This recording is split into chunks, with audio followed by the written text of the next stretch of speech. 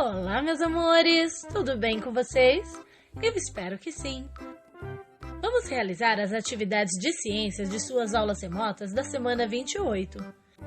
A aula é em continuidade às semanas anteriores da unidade 1 do livro Apis, capítulo 2, Não há extinção. Faremos atividades nas páginas 22 até 25. Ajude mais estudantes compartilhando esse vídeo nos grupos do WhatsApp e do Facebook. Deixe seu like para fortalecer o canal e assim eu fico muito mais motivada a produzir mais vídeos aqui. Se for sua primeira vez aqui no canal, se inscreva para não perder nenhuma de nossas atualizações. Temos vídeo novo toda terça-feira às 20 horas. Não perca! Vou aproveitar para pedir que escreva aqui embaixo nos comentários como foi que você encontrou esse vídeo. Eu sou a professora Dani Freitas e esse é o canal Educando com Amor.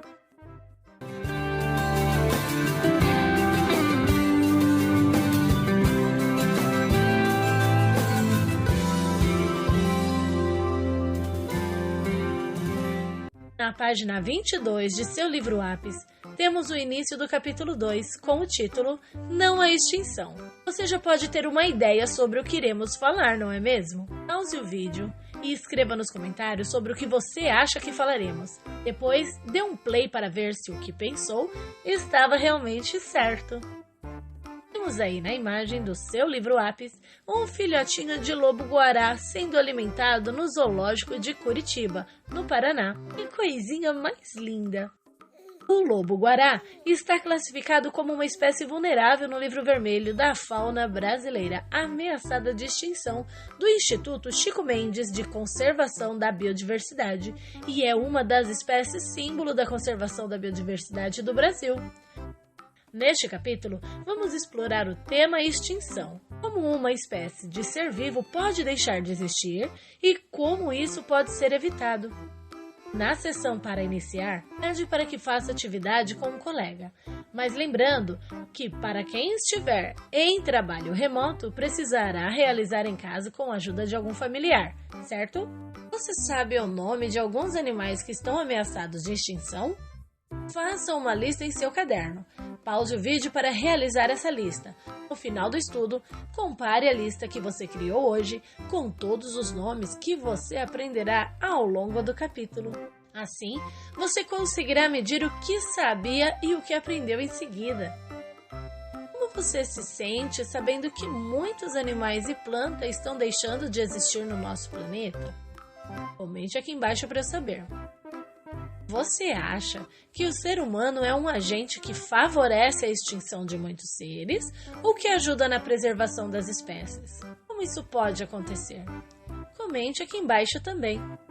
Você já ouviu falar em um pássaro chamado Dodô? Pois então vamos ouvir a triste história de Dodô.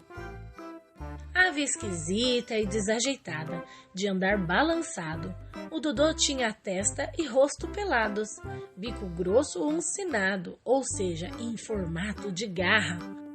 Asas atrofiadas, patas curtas e fortes, com dedos livres, penas lisas e acinzentadas e encaracoladas na cauda.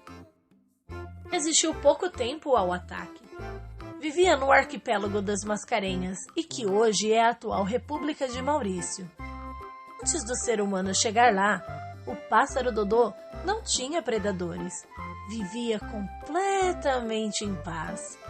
Porém, quando chegou lá, o ser humano, além de se tornar predador, já que diziam que na ilha não havia outra coisa para se comer, levou outros animais, como porcos, cachorros, gatos, ratos e macacos de Java, que atacavam a ave ou se alimentavam de seus ovos. Isso fez com que o Dodô começasse a desaparecer muito mais rapidamente. Dodô, ao ser capturado, gritava aos montes para que seus algozes o libertassem. Mas isso era em vão. Pobre Dodô. Da chegada dos seres humanos até a extinção total dessa ave, levaram apenas 70 anos. Em 1681, o pássaro estava completamente extinto do planeta.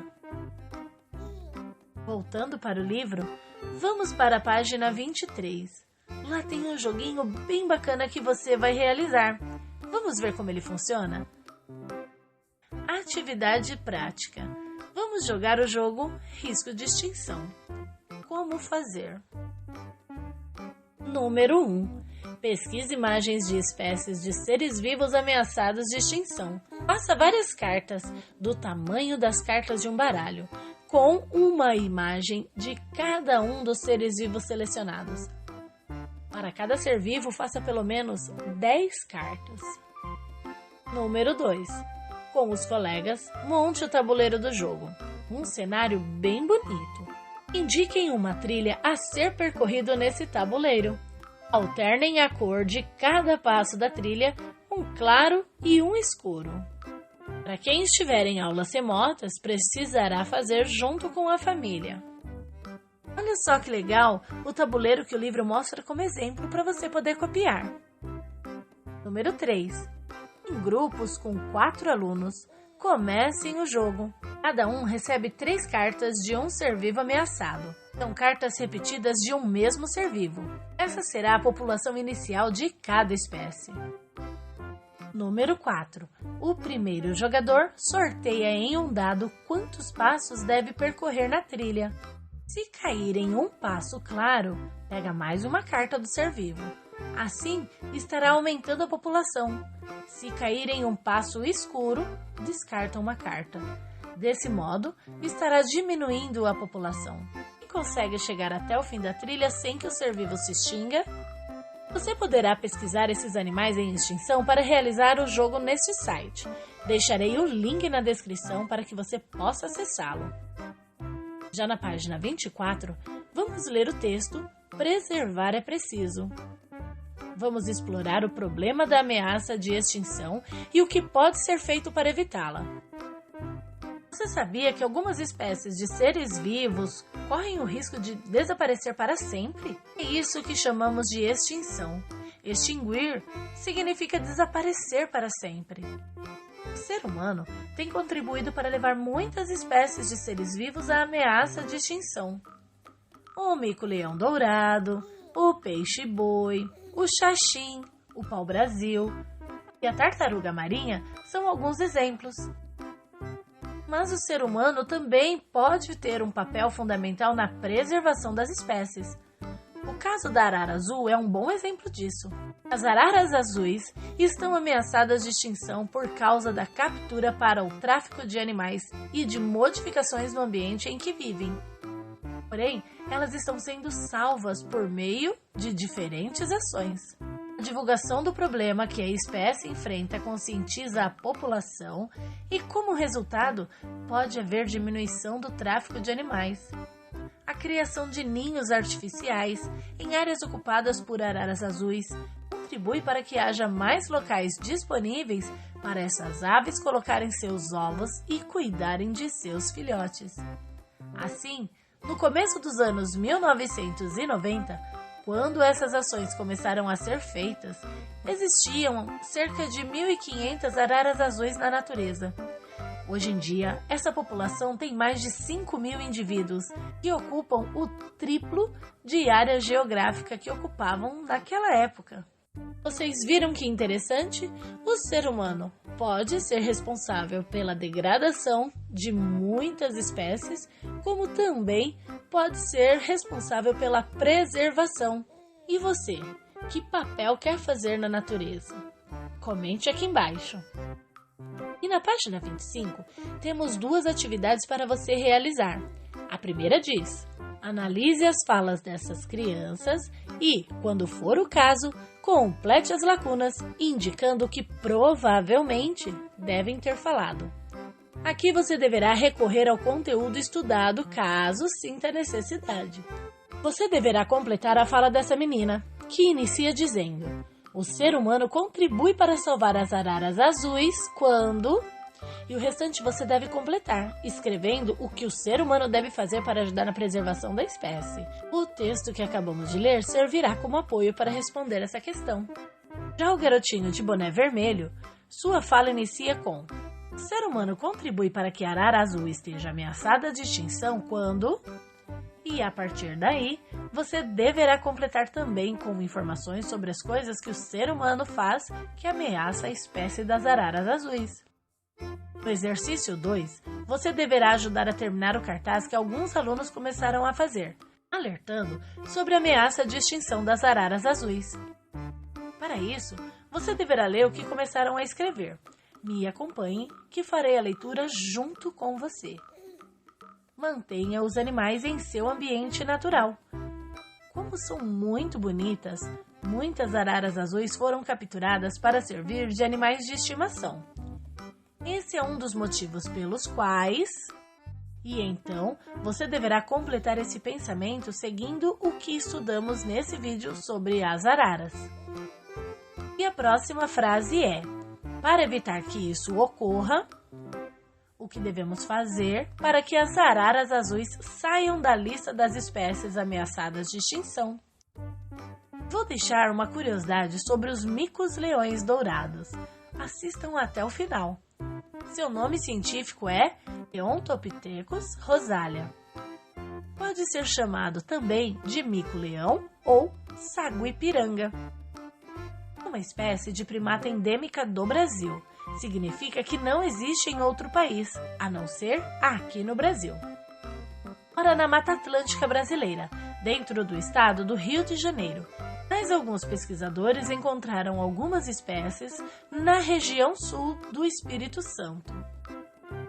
Atualmente, são encontrados principalmente na Reserva Biológica Poço das Antas e na Reserva Biológica União, e vivem nos estratos mais altos da floresta. Dificilmente você verá essa espécie em locais mais baixos. Existem outros tipos de micos-leões, mas o dourado é o maior membro da subfamília Calitricinae, podendo pesar até 800 gramas, quase 1 quilo. Sua pelagem varia do dourado ao alaranjado, com uma juba muito característica. Inclusive, é essa juba que lhe faz jus ao nome mico-leão. Apresenta garras em vez de unhas, e o terceiro dedo da mão é muito longo e é usado para procurar presas. Entre essas espécies, não há um dimorfismo sexual acentuado.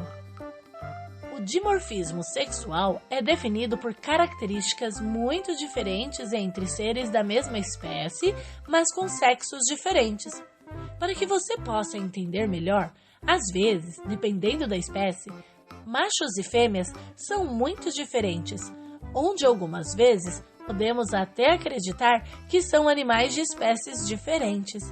Mas entre os micos-leões dourados, isso não acontece, pois machos e fêmeas possuem características físicas muito semelhantes. Assim como acontece, por exemplo, com o gato e a gata, com o cachorro e a cachorra, o rato e a rata, e assim por diante.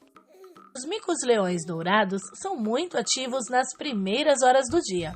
Possuem comportamentos muito parecidos com os de outros primatas. Normalmente, seus grupos possuem até 8 membros e são organizados por grupos familiares. São animais onívoros e se alimentam de frutos, invertebrados, que são animais que não possuem ossos, como minhocas e lesmas, e se alimentam de pequenos vertebrados, que são os animais que possuem ossos, e também de néctar de flores. Conversam entre si, possuindo um repertório variado de vocalização. Isso significa que emitem barulhos diferentes ao falar. Tudo depende do que querem expressar com o seu bando ou com outros bandos.